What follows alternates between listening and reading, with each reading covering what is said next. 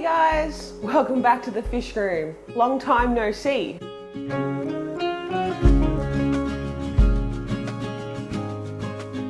I have taken a couple of weeks off just to catch up on some things here in the fish room. Over the time, I actually did manage to get my hands on some Barbados Corys.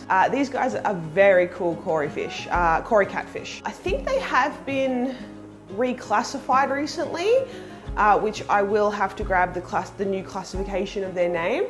They are very cool fish and they do get quite big. So they are one of the largest species of Cory fish, which is really cool. I think they grow up to about 10 centimeters, which is pretty rad. Like, that's a big fish. Today we're going to build a tank for them. I'm really excited to show you this tank. Now, I decided to go with a 2 foot, which is 61 centimeters long.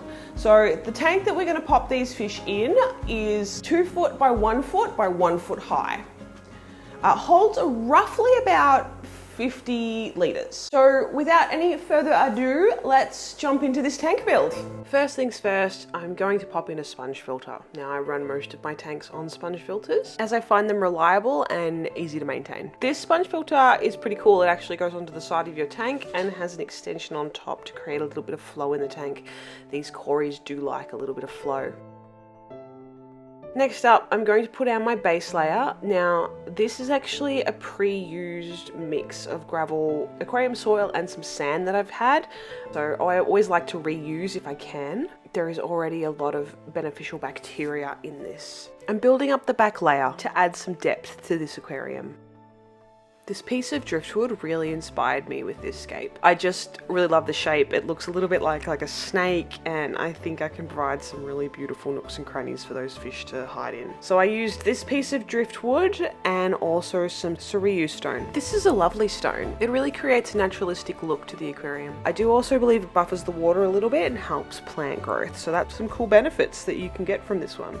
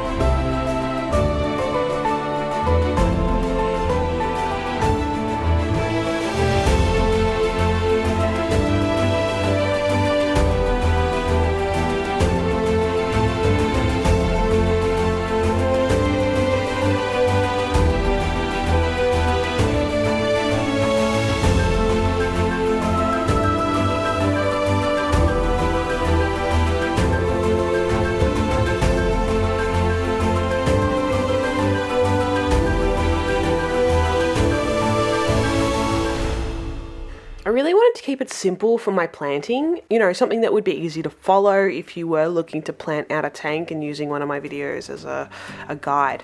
So I'm starting off with some background plants. I chose some Thin Vallisneria. I like Thin Val because it is a very sort of generic reed looking plant. It's a creeping plant, I believe. So what'll happen is, as it propagates, takes in the nutrients, it'll send out runners that will then shoot up new plants behind. So my goal is for this one, as it grows, to fill up that back space with little baby plants to create more of a reed background. I like the look of this. with what I was trying to go for in this tank, because like I said, I think it looks very much like any sort of generic reed that you might find in a waterway. Very natural looking. Definitely a favorite, and it is fairly easy to grow, so I do recommend it to beginners.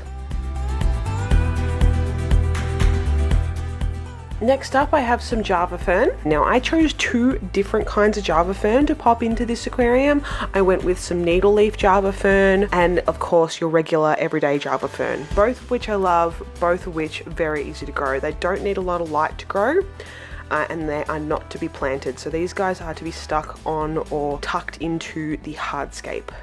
So you don't have to worry too much about what kind of nutrients they're getting, fertilizers, things like that. They can very happily just grow on your fish's waste alone. Now I do add a little bit of fertilizer into the water column for my Java ferns, but you really don't have to. They're very easygoing, so definitely a beginner plant for everybody. I would recommend this as a great first plant, whether you go with the needle leaf or of course your standard Java fern. I really wanted to create the idea that you don't need a lot of plants or a lot of different kind of plants to make a beautiful, stunning aquascape. So we're gonna make a bushy aquascape with using 3 kinds of plants. And I am counting the needle leaf and the standard Java fern as one kind, because they are technically the same, they're just a different leaf type.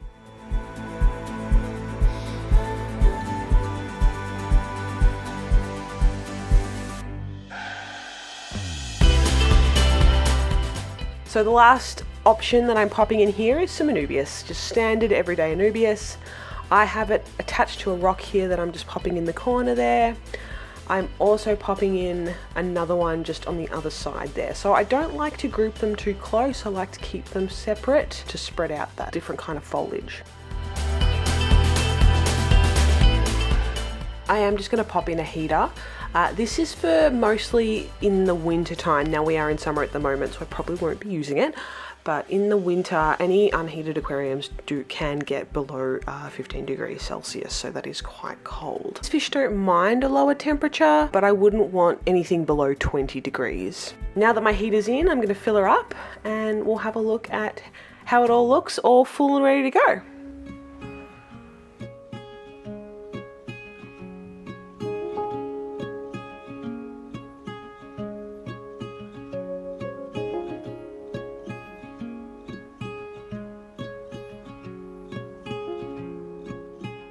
Once I filled her up, I did actually decide to add in some botanicals. Now, I don't usually do this. This is a new concept for me, but these botanicals really can benefit the water quality. So it will bring down that pH for me a little bit, which is great for Corydoras.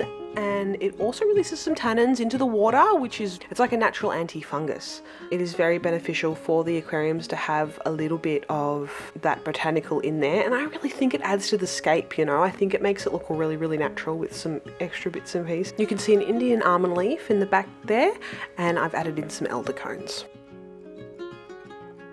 I really do like the layout of this tank. Using botanicals in this tank has really elevated the natural look that I sort of go for when I am building my tanks. I definitely think I'll be using more botanicals in further tank builds, as they are beneficial to the fish and the aquarium. I'm really happy with this tank. I hope you guys enjoyed the build. I'm going to release some fish now, so we'll get to see them and let them swim around. They are really quite beautiful Corydoras. So yeah, I'm very excited to see these guys get a little more comfortable in their home and start spawning for me.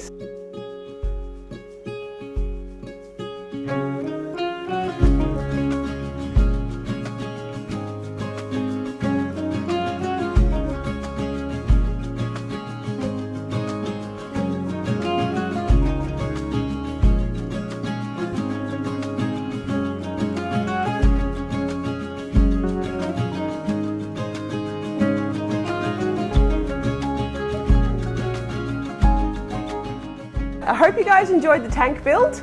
It was really fun to do, and I definitely can't wait to do more in this sort of style. So like, subscribe, and do all that stuff for me, and I will catch you on the next one.